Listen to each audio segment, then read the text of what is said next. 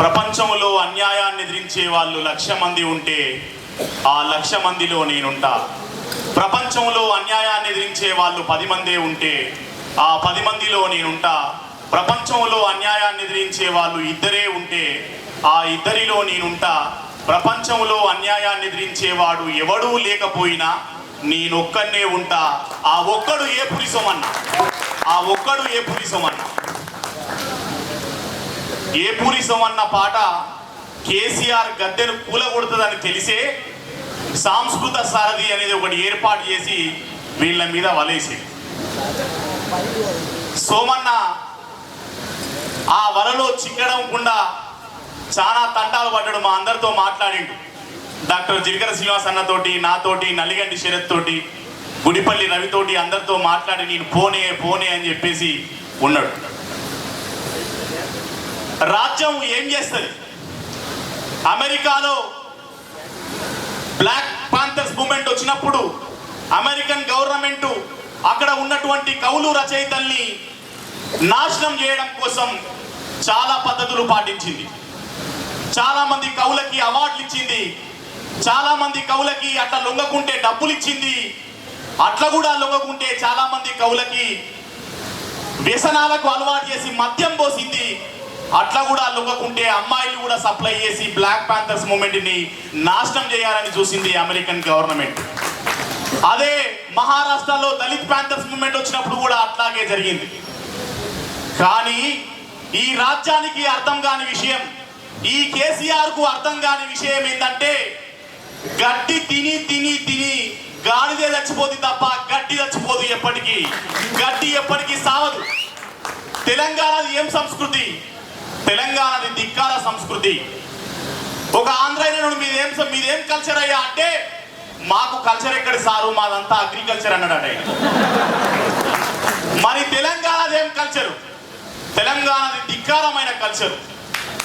తెలంగాణది ధిక్కారమైనటువంటి కల్చరు. ఏపూరి సోమన్నది ధిక్కారమైన కల్చరు. చెరుకు సుధాకర్ అన్నది ధిక్కారమైన కల్చరు.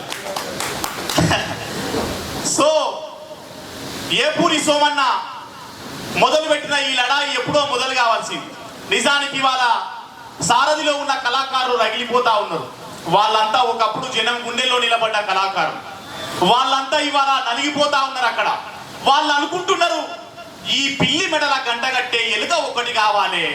ఎవరా ఎలుక అంటే తొడగొట్టి నిలబడ్డాడు ఏపూరి సోమన్న. నెక్స్ట్ వరద మొదలైతుంది.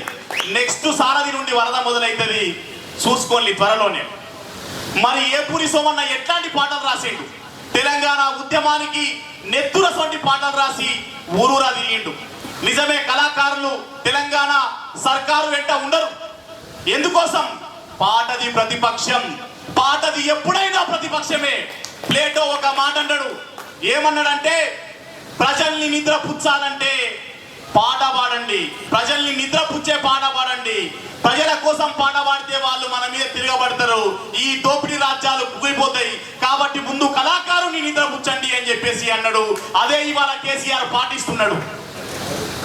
ఇది గమనించుడు కనుకనే ఏపూరి సోమన్న నేను అందులో ఉండను, ఇందులో ఇమడలేను అని చెప్పేసి బయటకు వచ్చిండు. ఏపూరి సోమన్న ఎంత నలిగిపోయిండో మా అందరికీ తెలుసు. కళాకారులు ఇవాళ అందులో ఉన్నటువంటి కళాకారులు తిండికి లేనోళ్ళు, అయ్యవను మర్చిపోయి ఊరును మర్చిపోయి ఊరూరా ఉద్యమాన్ని రాజేసినటువంటి బిడ్డలు. సారథిలో ఉన్న వాళ్ళల్లో ఎక్కువ మంది కింది కులాల బిడ్డలే.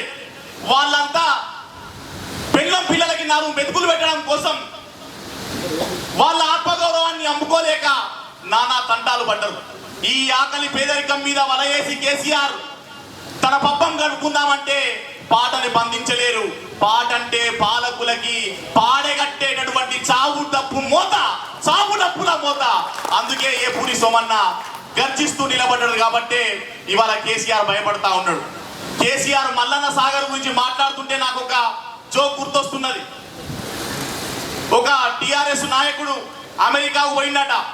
అక్కడ ఉన్నట్టు ఒక అమెరికా నాయకుడు అక్కడ ఉన్నటువంటి ఒక ఎంపీ అన్నాడట, వాళ్ళ ఇంటి పోయి చూస్తే ఇంత పెద్ద ఇల్లున్నది, ఎట్లా కట్టినవయ్యా అన్నాడట.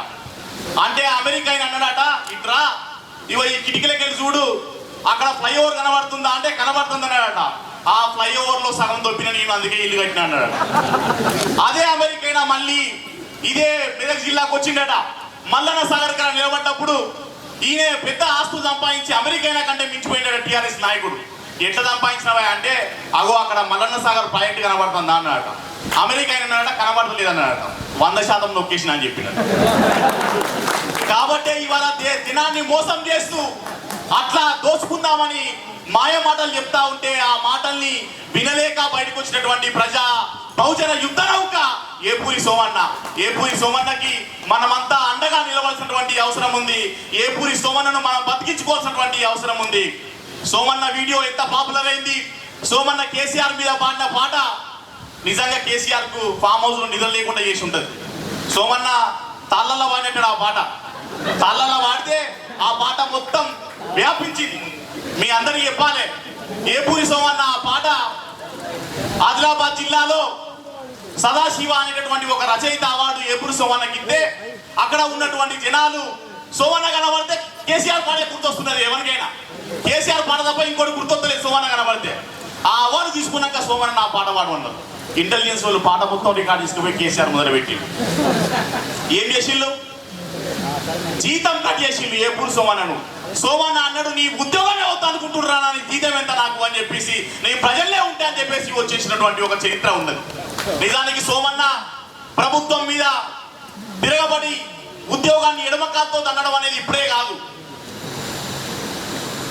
పాలబుక్కల జీతగాడ పసలగాసే మునగాడ అన్నటువంటి బండి యాదగిరి కూడా సుద్దాల హనుమంతు కూడా తెలంగాణ సాయుధ రైతాంగ పోరాటం అయిపోయిన తర్వాత ఒక ఉద్యోగంలో చేరైతే అప్పుడు కూడా ప్రభుత్వం ఇట్లాగే ఆంక్షలు పెట్టినప్పుడు సుద్దాల హనుమంతు చాలా సింపుల్ గా ఉద్యోగాన్ని ఎడమకాలతో దండేసి వచ్చిండు.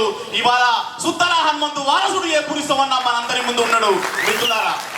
కాబట్టి తెలంగాణ ప్రజలది, తెలంగాణ పాటది. ఎప్పుడైనా ప్రతిపక్షమే తప్ప పాలకుల పక్షం కాదు. పాటను బంధించాలనుకుంటే వాళ్ళ భ్రమ. పాటను ఎవడు బంధించలేడు. పాట అంటే ఒక సముద్రం, పాట అంటే ఒక ఉప్పొంగే నది అని చెప్తూ నాకు ఈ అవకాశం ఇచ్చినటువంటి మీ అందరికీ పేరు పేరున ధన్యవాదాలు తెలియజేస్తా ఉన్నా. రానున్న కాలంలో ఏపూరి సోమన్నను మనం అంతా బతికించుకోవాలని చెప్పేసి కూడా మీ అందరికీ పిలుపునిస్తూ ముగిస్తా ఉన్నా. జై భీమ్, జై భీమ్ ఫ్రెండ్స్.